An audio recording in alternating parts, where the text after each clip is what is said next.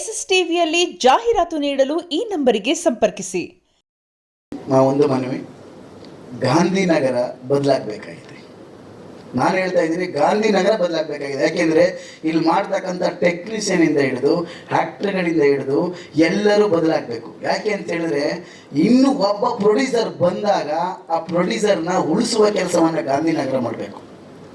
ಆ ಪ್ರೊಡ್ಯೂಸರ್ನ ಏನೋ ಕಾಟಾಚಾರ, ಎಲ್ಲ ಪ್ರೊಡ್ಯೂಸರು ತಮ್ಮ ಏನೋ ಒಂದು ಏಮ್ ಇಟ್ಕೊ ಬಂದಿರ್ತಾರೆ. ಎಲ್ಲರೂ ತಮ್ಮ ರಿಯಲ್ ಎಸ್ಟೇಟ್ ಮಾಡಿಕೊಂಡು ಬಿಸ್ನೆಸ್ ಸಿನಿಮಾ ಮಾಡಕ್ಕೆ ಬಂದಿರಲ್ಲ. ನನ್ನಂತನೂ ಒಬ್ಬ ಇರ್ತೀನಲ್ಲ, ಒಬ್ಬ ಸಾಹಿತ್ಯಾತ್ಮಕವಾದಂಥ ಬಂದಂಥವನು. ನನ್ನನ್ನು ಆ ದೃಷ್ಟಿಯಿಂದ ಗಾಂಧಿನಗರ ಇಲ್ಲಿನ ಆರ್ಟಿಸ್ಟು, ಇಲ್ಲಿಂದ ತಂತ್ರಜ್ಞಾನರು ನೋಡಬೇಕಾಗಿದೆ. ಎಲ್ಲೂ ನೋಡಿ, ಹಣ ಇದ್ದರೆ ಮಾತ್ರ ಮುಂದೆ, ಹಣ ಇಲ್ಲದೆ ಇದ್ರೆ ಹಿಂದೆ ಅಂತಕ್ಕಂಥದ್ದು ಇದೆಯಲ್ಲ, ನಮಗೆ ಬಿಟ್ಬಿಡಿ. ನಾವೆಂಗೋ ಬದುಕ್ತೀವಿ, ಹೆಂಗೋ ನಮ್ಗೆ ನಡ್ಕೊಂಡು ಹೋಗ್ತಿರೋರ್ಲೆ ಗಾಂಧಿನಗರ ಕಾಲು ಹಿಡಿದಾಗ ನಾನು ಹೆಂಗೆ ನಡೀಲಿ? ನಾನು ಹೆಂಗೆ ನಡೆಯೋದು ಹೇಳಿ?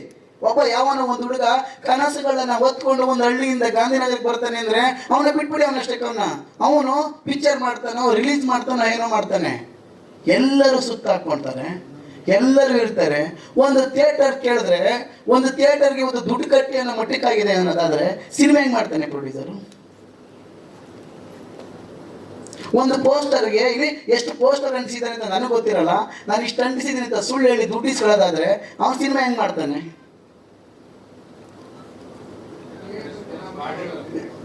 ಜನ ಬರುವಾಗ ಮಾಡಬೇಕಾಗಿರೋದು ಯಾರು? ನಾವುಗಳು ಸರೋದ್ರೆ ಜನ ಬರ್ತಾರೆ. ನಾವುಗಳು ಸರೋಗಿ ನಾನು ಜನ ಎಲ್ಲಿ ಬರ್ತಾರೆ?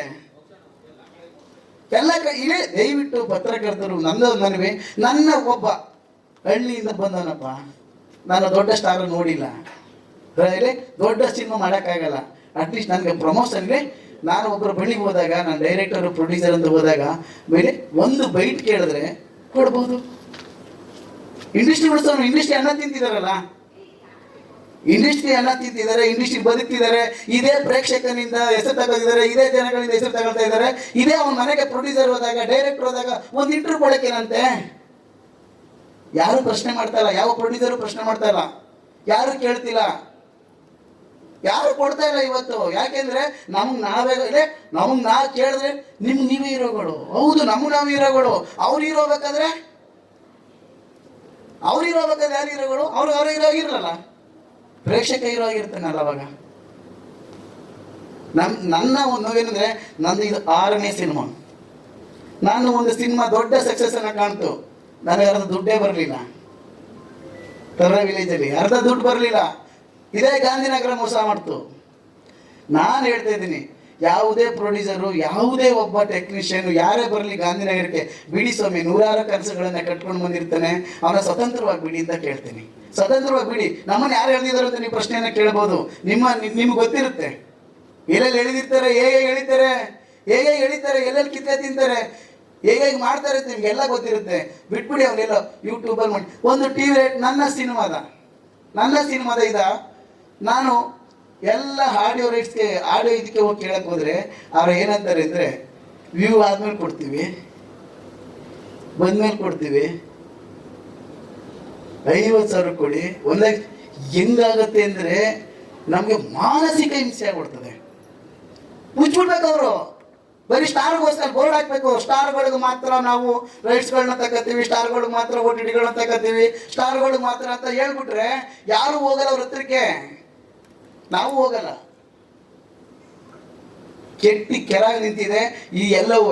ಇಂಥ ಪ್ರಪಂಚದಲ್ಲಿ ನಾವು ಸಿನಿಮಾ ಮಾಡ್ತಾ ಇದ್ದೀವಿ ಅಂದರೆ ದಯವಿಟ್ಟು ನೀವುಗಳು ಪತ್ರಕರ್ತರು, ಇಲ್ಲಿ ಯಾವುದು ಒಳ್ಳೆ ಕಂಟೆಂಟ್ ಇದೆ ಅದಕ್ಕೆ ಗೆಲ್ಲಿಸುವ ಶಕ್ತಿ ನಿಮ್ಗಿದೆ ಸರ್, ಖಂಡಿತವಾಗಿದೆ. ಎಲ್ಲ ಮಾಧ್ಯಮದವ್ರಿಗೂ ನಾನು ಕೇಳ್ತಿದ್ದೀನಿ, ಒಂದು ಒಳ್ಳೆ ಕಂಟೆಂಟ್ ಇರೋ ಸಿನಿಮಾಗಳನ್ನ ಗೆಲ್ಲಿಸೋ ಶಕ್ತಿ ನಿಮ್ಗಿದೆ, ನೀವು ಗೆಲ್ಲಿಸಿದಿರಿ.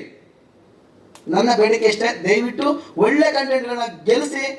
ಚೆನ್ನಾಗಿಲ್ವಾ ಸೋಲಿ, ನಾವು ಬೇರಿಲ್ಲ, ನಾವು ಮತ್ತೆ ನಾವು ಅದರಲ್ಲಿ ಕಲಿಯೋದು ಬೇಜಾನಿರ್ತದೆ. ಒಳ್ಳೆ ಸಿನಿಮಾಗಳನ್ನು ಸೋಲಿಸ್ಬೇಡಿ, ಪತ್ರಕರ್ತರಾಗಲಿ ಪ್ರೇಕ್ಷಕರಾಗಲಿ ಅಂತ ಕೇಳ್ಕೊಳ್ತಾ ನನ್ನ ನೋವನ್ನು ಹೇಳ್ಕೊಂಡಿದ್ದೀನಿ. ಯಾರು ಬೇಸರ ಮಾಡ್ಕೊಬೇಡಿ. Thank you.